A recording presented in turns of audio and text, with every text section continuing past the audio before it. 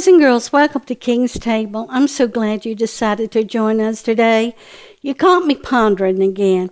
I've been pondering and wondering what Jesus ate as he was a young boy and as he grew older.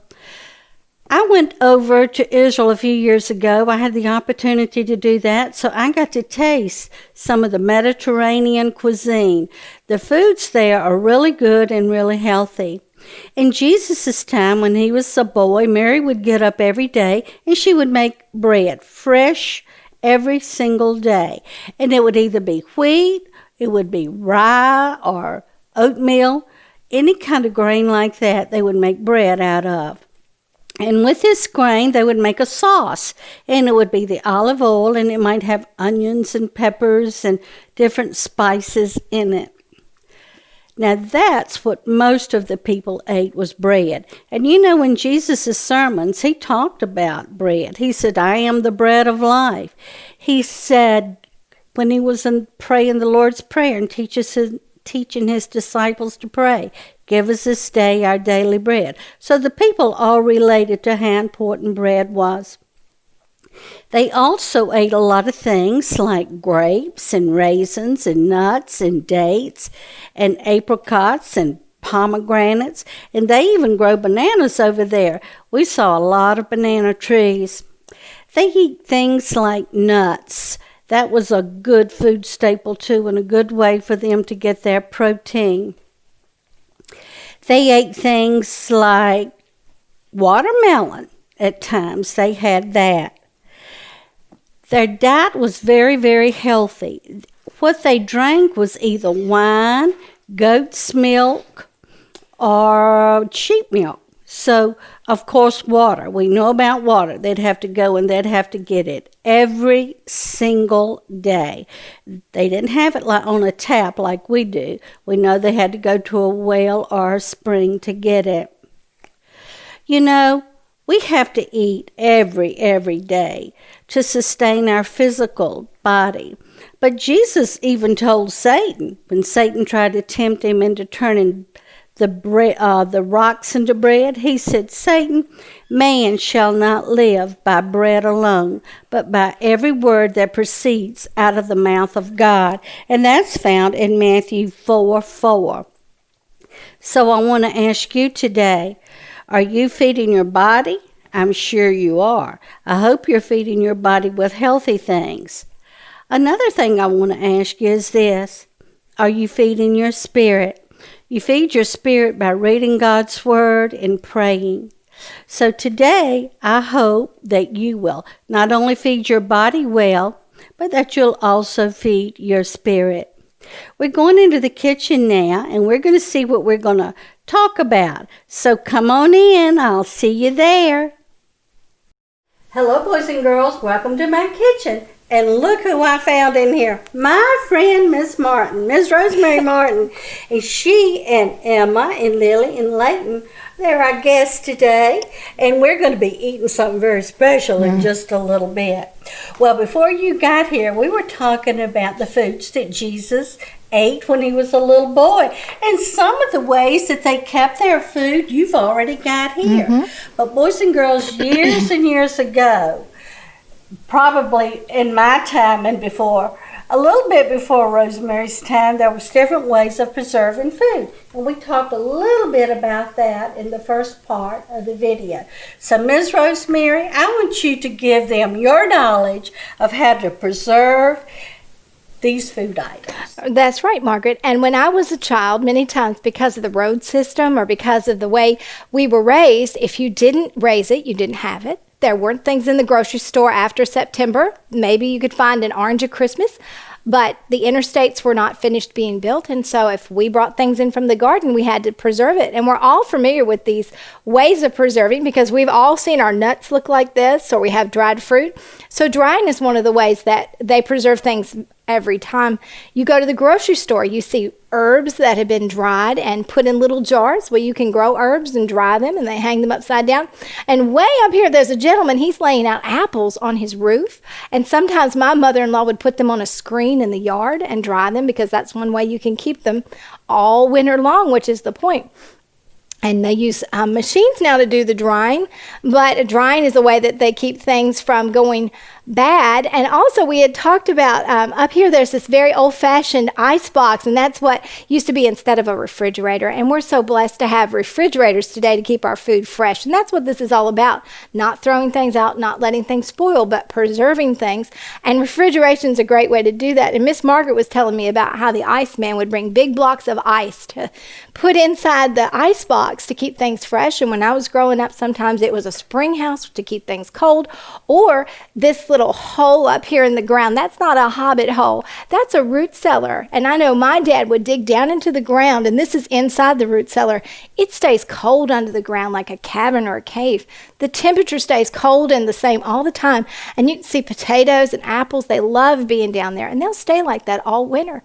And this is just a way anybody can preserve food. And we all know about pickles. All kinds of pickles and sauerkraut. I like sauerkraut, but my children don't like sauerkraut. Very simple way using vinegar to preserve things, and that's certainly something Jesus would have known about, would be that kind of thing, or curing things with salt or sugar. And we all like our ham and our bacon good and salty and cured.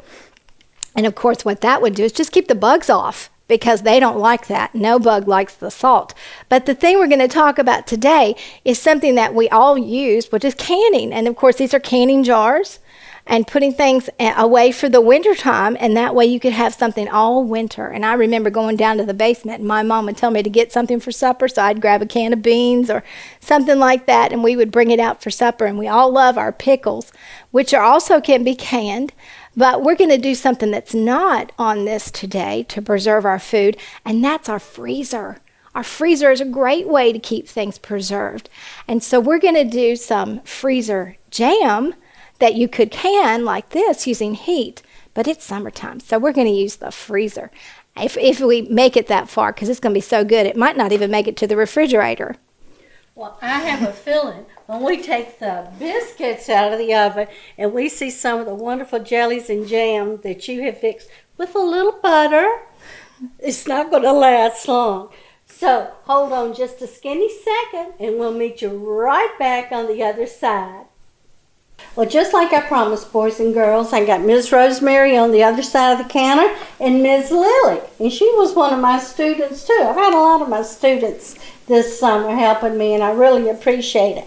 So I'm going to step back, and I'm going to listen, and I'm going to learn from Ms. Rosemary about how to preserve these wonderful, wonderful fresh fruits. Well, it is very simple, that's for sure, Margaret. And you know, when I was a child, we always did the hot preserving of the jams and the jellies. Now, the difference between a jam and the difference between a jelly is that jellies have been strained. There's no seeds or little pieces of fruit in it. And if you have a jam, that has little pieces of fruit. And it's a lot quicker and a lot simpler. So we're going to do a jam right now, and it's really easy. Lily's going to measure out about 2 cups of raspberries here. And I'll go ahead and scoop those up for her. And you got to kind of guess, because we're going to smash them here in just a second. You may just go ahead and do that? Yes. Okay. So we're going to kind of guess that when we smash these up, that's going to be about 2 cups of raspberries. And she's just going to use a potato masher. You could use a blender or a food processor, and she's going to smash those up for us real quick. And while she's doing that, we're going to add some sugar to that. And the main thing you need to remember is that the sugar has to be dissolved, because otherwise sugar is very grainy and it'll get stuck in your teeth and you'll know it's there. It's like sand if you don't mix it up really well. And while she's doing that, we're going to open up our, this is called Certo. It's pectin. And Miss Margaret, I think we're going to need a different pair of scissors, because these are not going to cut it. But they sell all this at the store. And this is one of the things that you can buy at the store. It's in every store, every grocery store, especially this time of year. Every grocery store will have it. And this one is it says it's a liquid fruit pectin. And what pectin is, all this stuff is very natural stuff. Pectin is what is naturally in the peel of every fruit and inside the skin of every berry, and it's a naturally occurring thing. And what they've done is they've taken it and they've concentrated it, and put it into these little packages to make sure your jelly stands up. You don't have to have it. You can just use sugar and fruit, and it'll work just fine. But if you really want to make sure that your jelly and your jam sets up, it's a good idea to use the pectin that they sell at the store. So we got some pectin in this one. And then we're going to measure out a couple tablespoons. I'll let Lily do that. We need 2 tablespoons of lemon juice. And this also is not necessary, but it's really good because go ahead and measure out 2 tablespoons of the lemon juice into your pectin. It's a really good idea because sometimes when you get fruit, it turns brown. If we peel a banana, we know it turns brown. And the lemon juice has an acid in it that keeps your fruit from going bad or turning brown.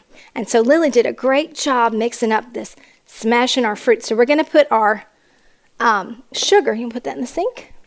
We're going to put our sugar in with our fruit. And our recipe, which these pectins come with recipes, and they know what they're doing, so they're always in every box, and it'll tell you exactly what to do.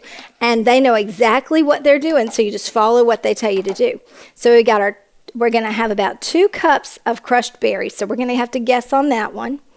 And now we're going to add in 4 cups of sugar. So Lily's got 1. You want to dump that in there? And Miss Margaret's going to get us like a spatula or a spoon to stir this all up. Ooh, that sugar's powdery. Okay, 2. Okay, 3. And you say, oh, that's a lot of sugar, but it's meant to preserve it.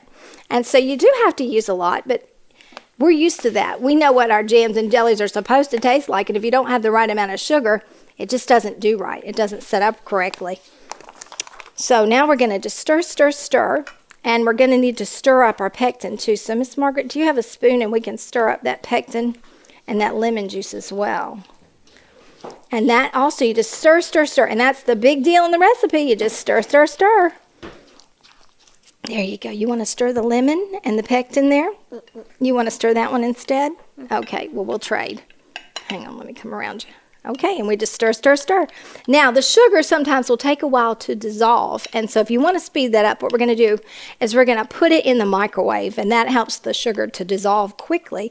And that way we don't have to wait such a long time. But some people will set it out on the counter and let it sit for a few minutes. Maybe you got to answer the phone or let the dog out. So it's not anything that's going to spoil if you don't do it right away. See how easy this is? It's just sugar and smashed up fruit that is in your refrigerator.